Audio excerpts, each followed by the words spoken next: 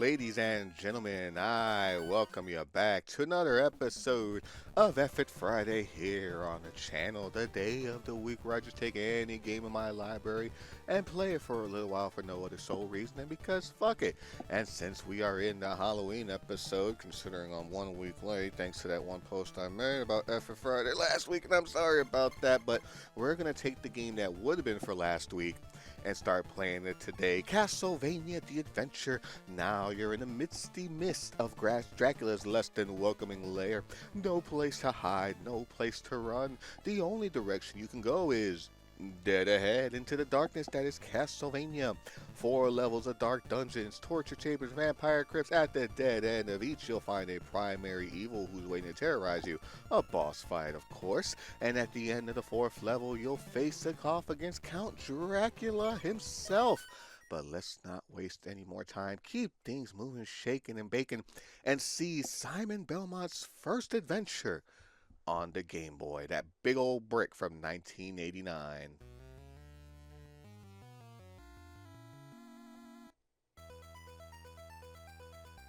And here we are playing the game here, and look at that. That's beautiful 8-bit brick glory.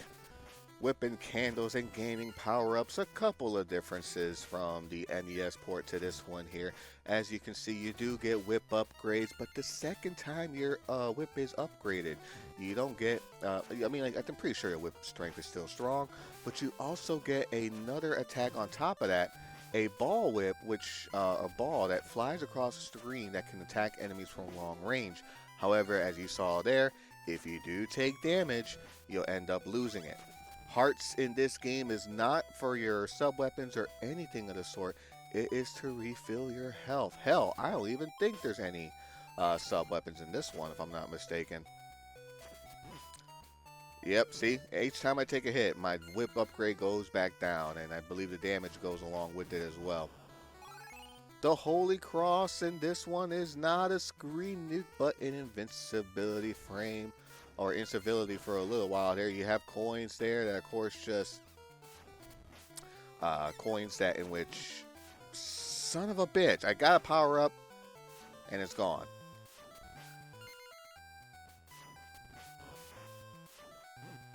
Yeah, as you can see, it's a bit of a struggle. Simon still walks like he has a giant stick up his ass. So basically, and also as well, if you jump in one direction, you're pretty much committed to it. You can't move in midair or anything of the sort. And this game, while people back in the day remember it and such, not necessarily in the most positive of light either. You can see here how fast I'm going. This is pretty much the fastest that Simon is going to go in this game. So you pretty much just have to deal with it and go forward. And you saw the time limit as well. Up top there, I have like 13 minutes to beat the stage. In this first stage, I mean, it's not so terrible or anything like that. But eventually, though, there we go. But eventually, though, in the later stage, the later couple of stages, it's will definitely.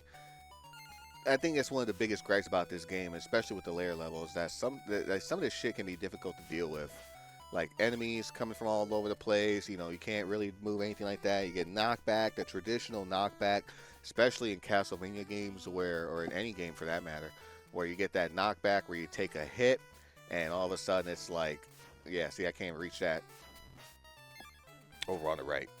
But take that knockback right into a pit and lose a life. Castlevania, although obviously not the first franchise to do it, probably one of the more famous franchises to ever do it in regards to that. Mega Man is another great example of knockback, knocking you into a pit. And I fucking love Mega Man, but goddamn, those arcade controls from back in the day.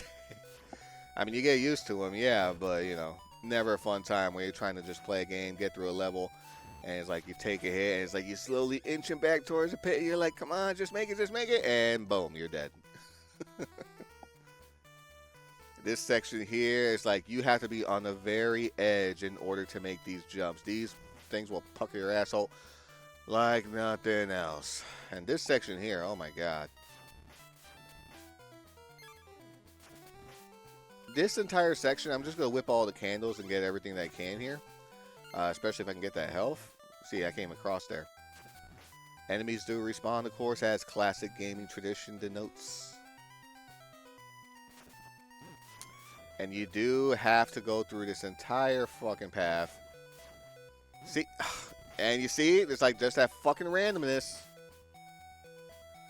And I only got a little bit of health left for the boss here.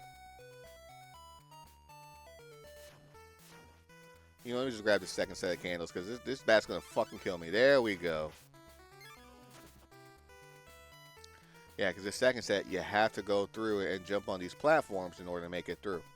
Otherwise, you're not getting anywhere. Get the fuck out of here.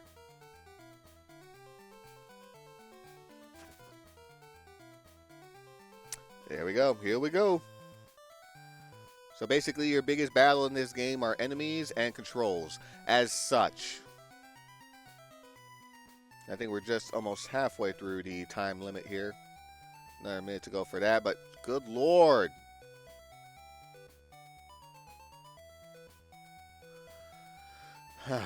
Yeah, you see? And this is only the first level, folks. No reason why this should be here. Honest to God, no reason why this should be. But as long, well, once we get past this part here, we'll be at least where the boss is.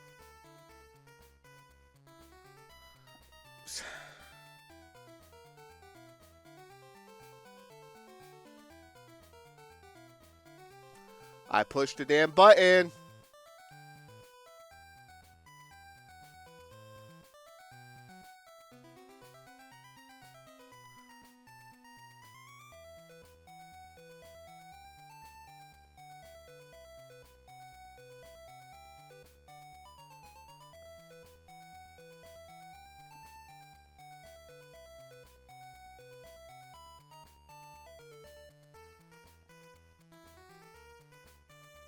There we fucking go. Jesus. All right. We are at the boss now. And the boss is activated once you whip this candle. Get over there. Thank you. And you grab this.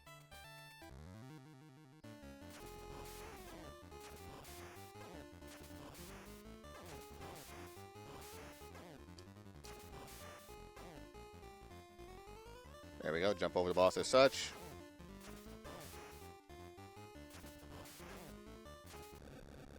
Beautiful.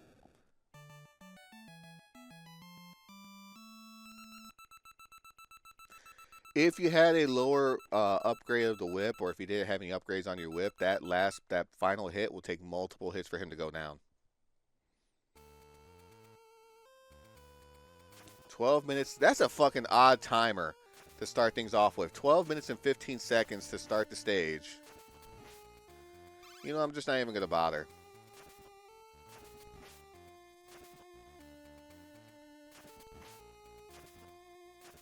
As soon as I get across, bam, there we go.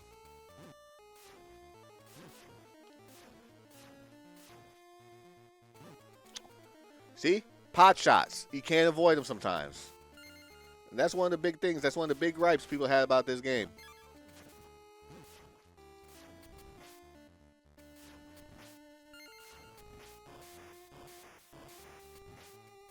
Also, new enemy designs as well in this game. You know, I don't think I've seen this version of the enemy in the NES versions of the game, or at least any style classic Castlevania so far that I can recall. I didn't grow up too much on Castlevania, but. And what is this second stage music? Oh, fucking course.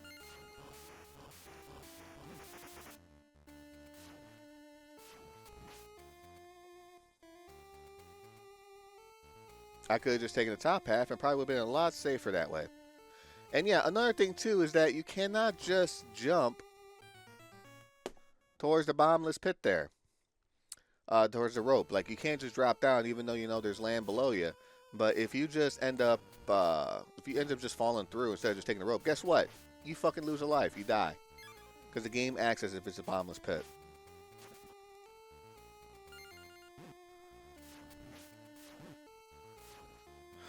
Yeah, just fucking not even bother with it.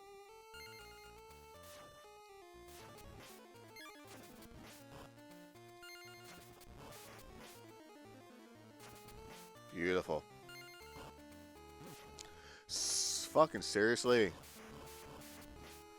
Yeah. The lowest whip, 4 hits for that enemies. 1 upgrade takes 2, and a full upgrade, I believe, takes 1 hit.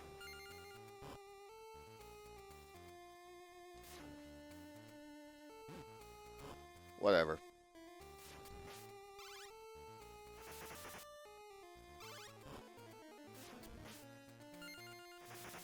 Wait for this enemy because I don't fucking trust it. There we go.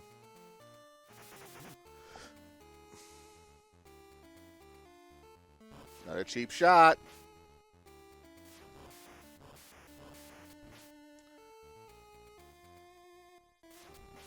Yeah, you have to be careful with certain jumps too.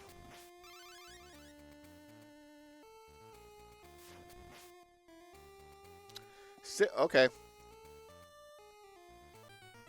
See?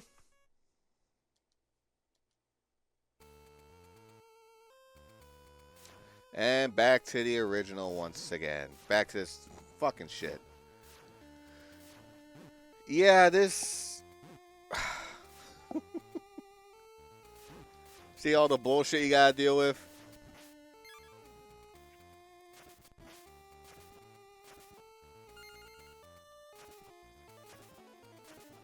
I'm hitting you. Thank you very... And of course I get to take the pot shot and lose the goddamn whip.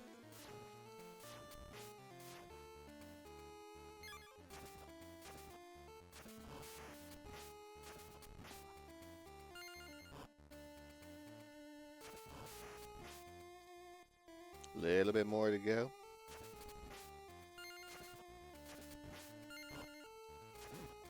Okay. That... Seriously? That hit?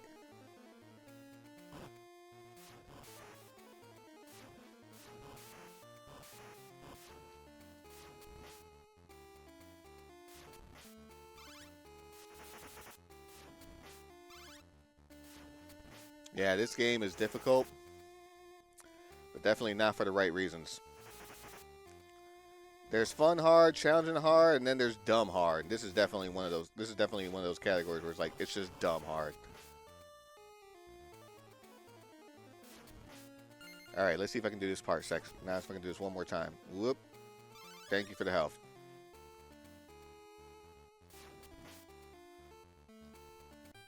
Okay. Yep.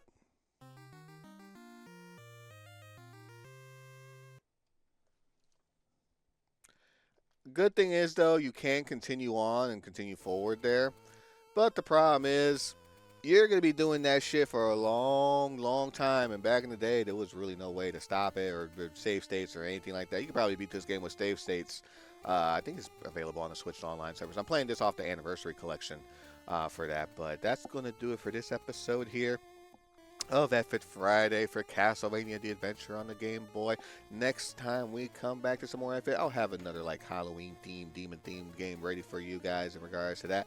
But we will continue on during the week with our regularly scheduled programming with some more Castlevania Aria of Sorrow. I will see you then. So until then, do like to thank you guys for watching. Hope you have yourselves a fantabulous day. Love, peace, and chicken grease. Good night.